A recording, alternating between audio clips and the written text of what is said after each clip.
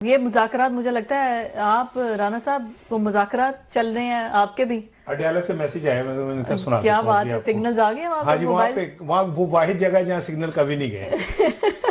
ٹھیک ہے نا پتہ نہیں یہ کون سے سگنلز کی بات جب انہیں بات کرنی ہوتی ہے جیمر ہٹا دیے جاتے ہیں دیکھ لیں جی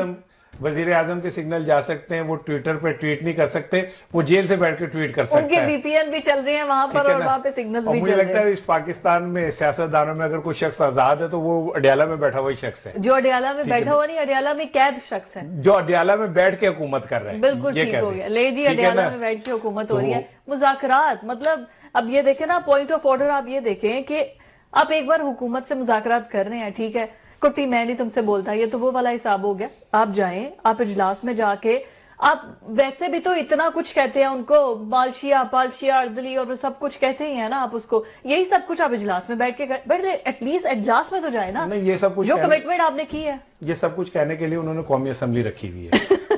ٹھیک ہے نا وہاں کہنے کی ضرورت نہیں ہے دوسری چیز یہ ہے کہ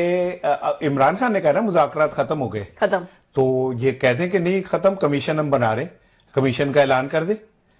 مذاکرات ختم کمیشن پہ ہوئے نا کہ آپ نہیں بنا رہے تو ختم ہوگی وہ کہہ رہے اس کا جواب ہم دیں گے 26 کو بن رہا ہے یا نہیں بن رہا ہم جواب دیں گے یہ کہاں بن رہا ہے جواب ابھی تو 3 میٹنگز ہو رہی ہیں اچھا نہیں یہ کون سی ایسی میٹنگ ہے کون سی راکٹ سائنس ہے جو 3 میٹنگوں کے بعد ہی فیصلہ ہونا ہے اگر آپ نے کچھ کرنا ہے آپ نے کوئی ڈیسیژن لینا ہے تو آپ لے سکتے ہیں وہ جو رانا ثناء اللہ صاحب نے کہا نا کہ ہماری بساط کے مطابق تو ان کی بساط نہیں ہے وہ کہتے ہیں نا اڑنا نہ آتا تو پھر پنگے نہیں لینے چاہیے تو آپ کو جب نہ پلے نہیں کرتے علاتے کر دی میلا میلا آپ کے پاس ایک فیصلہ کرنے کی آپ تو اڈیالہ جیل کے دروازے نہیں کھلوا سکتے جنہوں نے کھلوانے ہوتے وہ کھلوا لیتے جنہوں نے ملوانا تھا وہ ملوا لیتے ٹھیک ہے تو آپ اس سے ہوا کیا عمران خان نے 2 چیزیں اسٹیبلش کر دی کہ یہ حکومت کے پاس کاخ نہیں ہے یہ کوئی فیصلہ نہیں کر سکتے یہ کوئی کام اپنی مرضی اپنی ریٹ سے نہیں کر سکتے حکومت کی ریٹ کو اور زیرو کر دیا تو پھر کس سے بات کریں گے جن سے کر رہے ہیں وہ ذوالفقار رات بتا رہا ہے ہو رہی ہے یا نہیں ہو رہی وہ کہہ رہے ہیں نہیں ختم ہو گئی نا وہاں بھی ختم ہو گئی چلی گئی اندر کوئی بات نہیں تو پھر کیا ہوا اگر نہیں ہو رہی تو نہیں ہو رہی دونوں اینڈ سے بند ہو گئی نا اچھا ویسے یہ کیا ٹوسٹ ہے کہ آپ یہ دیکھیں کہ پہلے مذاکرات ہوں گے اتنا میٹھا میٹھا بولنا اب یہ جیسے آپ کہتے تھے آگ اگلتے ہیں آپ بڑے میٹھے ٹرمپ نے حلف اٹھایا ہے ادھر عمران خان کے تیور بدل گئے نہیں آپ ایک چیز کو دیکھیں کہ مذاکرات خالی کمیشن کے پہ نہیں ہوئے کل صاحبزادہ حامد رضا خان کے گھر پہ بھی چھاپا مارا گیا ان کی گرفتاری کے لیے تو ایسے تو نہیں ہو سکتا کہ آپ کمیٹی کے سربراہ کے گھر پہ چھاپا مار رہے ہیں اور کہیں جی مذاکرات بھی ہوتے رہے یہ کون سے کانفیڈنس بلڈنگ میئرز ہے بھائی